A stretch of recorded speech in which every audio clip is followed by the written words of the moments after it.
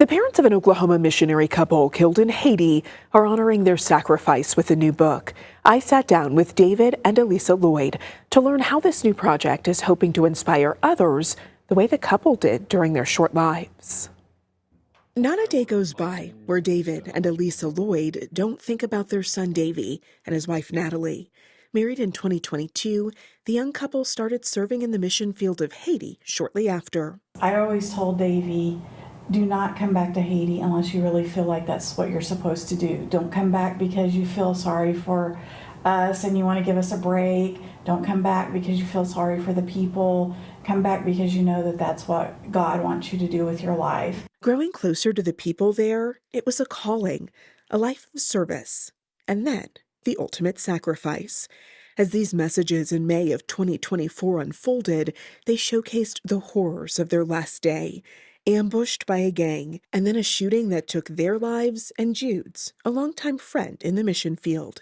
David and Elisa grappled with their deaths. Never thought that death could enter the picture because we're like, oh, God will take care of us. He's called us. And, you know, he has many, many times over the years.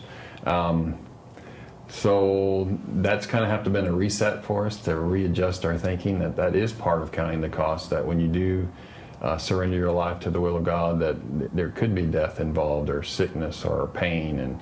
And so now we realize that's all part of it. The years have brought a lot of realizations and uncovered details of their last days that they didn't know before, like Davy spending his final moments spreading his faith to the gang members who took his life.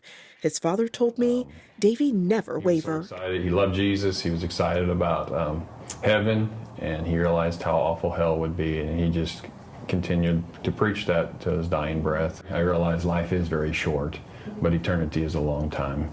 So I've settled that with my son's death, knowing that we get to spend eternity together. So yes, we want to miss out with maybe 30, 40 years here, but eternity's it's a long time, so it'll be all right.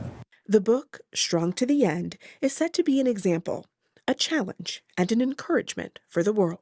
He inspired so many people just to have a close relationship with the Lord, that we want this book to continue on that legacy of inspiring people to have a closer walk with the Lord. That book was released today. It's available right now.